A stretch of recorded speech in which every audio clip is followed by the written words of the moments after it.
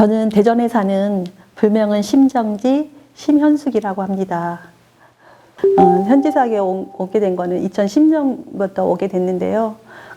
오게 된 이유는 2006년에 상가를 구입하면서 경제적으로 어려움과 자식 문제가 서서히 생기기 시작했어요. 그러니까 집에서 살림만 하던 사람이 상가를 구입하면서 편의점을 하게 됐거든요. 그러니까 편의점을 하다 보니까 새벽 6시에 나와서 밤 12시에 들어가다 보니까 솔직히 말해서 자식을 잘 키우기 위해서 그런 걸 하기 시작했는데 아들이 이제 사춘기를 이제 허전한 마음을 친구들하고 이제 풀게 되더라고요.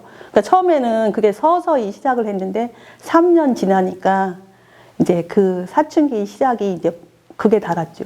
집에서 그러니까 거짓말하고 가출을 하게 된 거예요. 그러니까 편지를 써놓고 나갔더라고요.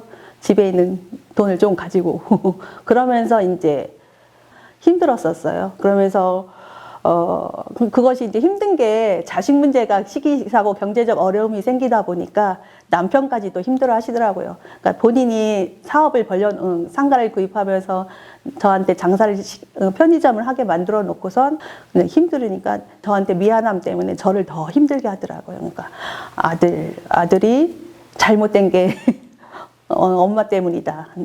너 때문에 이렇게 잘못했다. 막 그렇게 말을 하더라고요. 그러면서 2중, 3중으로 힘들었죠. 어쨌든 병원도 가보고, 기도도 해보고, 할 수 있는 건 제가 돈 안 들이고 몸으로 할 수 있는 건 열심히 다 해봤습니다.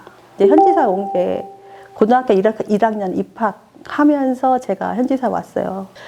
근데 현지사에 이제 소책자를 보고 천도제의 내용을 보고서 아들을 살릴 수 있는 방법이 천도제를 했으면 됐겠다 생각해서 바로 할 수 있게 해주셔갖고 천도제를 선천에 가서 하고 왔더니 아이가 조금 나아졌더라고요. 근데 항상 얘가 360을 힘드는 게 아니라 한 며칠은 힘들게 했다가 또 며칠은 막 눈물을 흘리면서 엄마 잘못했습니다 하니까 이때는 다 이제 얘가 돌아왔구나 안심하면 또 어느 순간 또 계속 힘들게 하니까 한 스님께서 지장보살 본원경을 한번 공부해보라고 그래서 지장보살님하고 첫 인연을 갖게 됐습니다. 그래서 제가 어느 정도로 열심히 했냐면은 버스 안에서도 공부를 하고 본원경을 읽고 아니면 애 아빠가 데리러 온다고 절로 앞으로 온다 그러면 절 앞에서 진짜 본원경 책을 옆에 끼고 다니면서 공부했고 이제 봉사하다가 시간이 날 때 신도분들이 점심 공양을 하실 때 그 시간을 이용해서 법당으로 막 뛰어 올라가서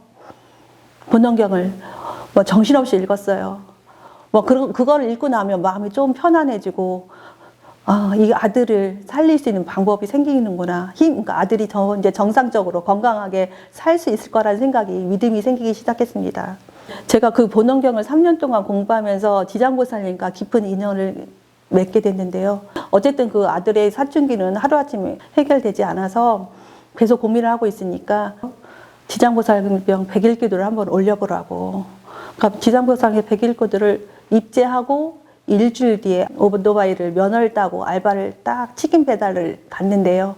가자마자 교통사고가 났어요. 오토바이 사고가 났는데 상대방 운전자가 오토바이를 타고 붕 떠서 날라서 땅에 딱 떨어졌기 때문에 차 안에서 봤을 때는 애는 죽었다고 생각을 했대요. 근데 제가 아들을 응급실에 갔을 때 딱 봤더니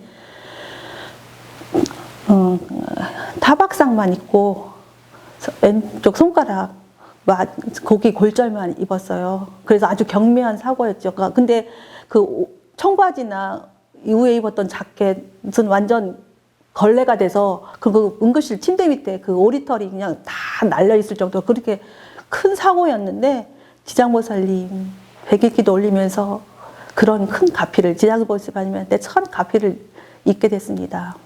그러니까 어쨌든 저는 그러면서 지장보살님 100일 기도를 지금도 2011년부터 지금까지 아직도 계속 올리고 있거든요. 그러니까 경제적 형편이 어려웠지만 보험 들었다는 마음으로 아들은 지장보살님한테 맡겼어요. 제대를 하고 나서 본인이 이제 직장을 잡게 됐어요. 친구의 도움으로. 근데 거기서 계약직으로 근무하게 됐는데 그게 이제 정규직으로 전환되는 시기가 왔었어요. 근데 그게 2020년도였거든요.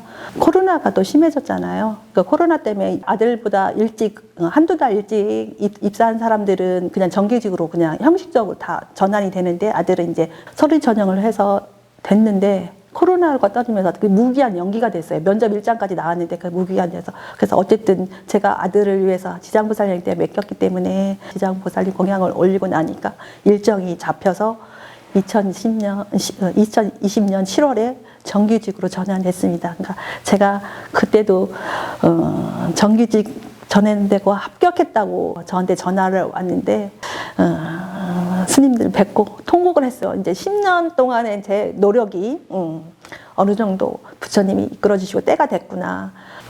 지금 옛날 생각하면 지금 아직도 감정이 막 올라오긴 하는데 뭔가 그렇게 힘들었을 때 견딜 수 있었던 게 내 업이기 때문에 이유를 알고 알지도 못하던 전생의 업 때문에 그런 거라는 거를 알게 돼서 이제 아들한테는 노여움이 없더라고요. 원망도 없고 제가 경제적 어려움이 많이 있었는데 상가 매매가 목표였었거든요. 그것들 위해서 지정보살님한테 바람하고 제가 난장 공양을 올리고 그 매매를 하게 됐어요. 첫 번 한 일주일 뒤에 그 손님이 오셨는데 2006년부터 13년까지 7년을 고생했거든요.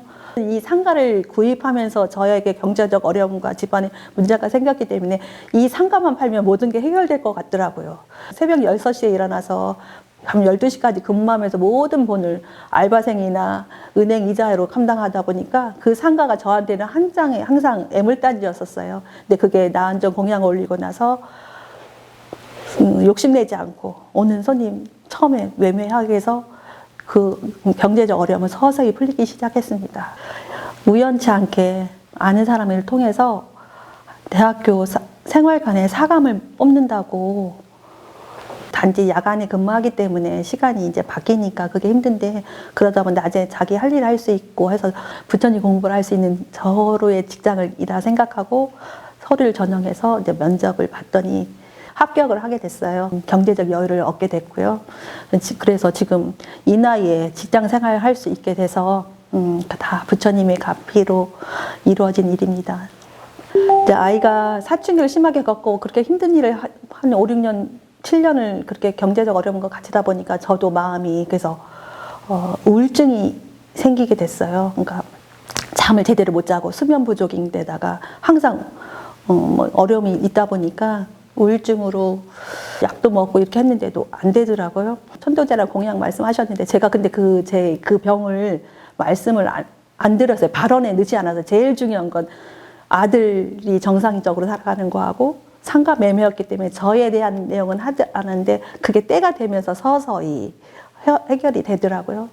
그래서 지금 편안하고 현지사 와서 제일 좋았던 건 그 어려움이 와도 죽을 만큼의 고통만 주시지 죽지 않게 하신다는 그 믿음이 저를 여태까지 이겨낼 수 있었던 힘이었고 제가 그래서 여태까지 그럼으로 인해서 살 수 있었습니다.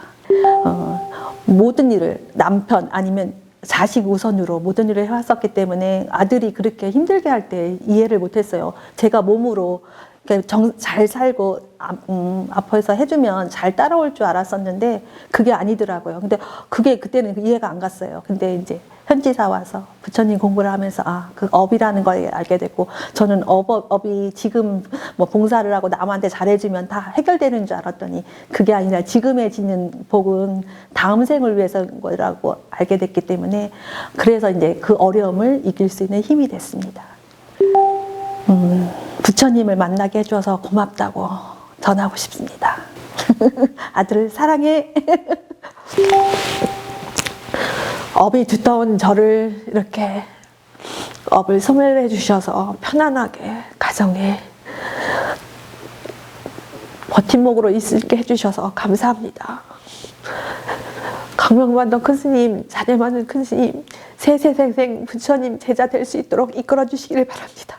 감사합니다.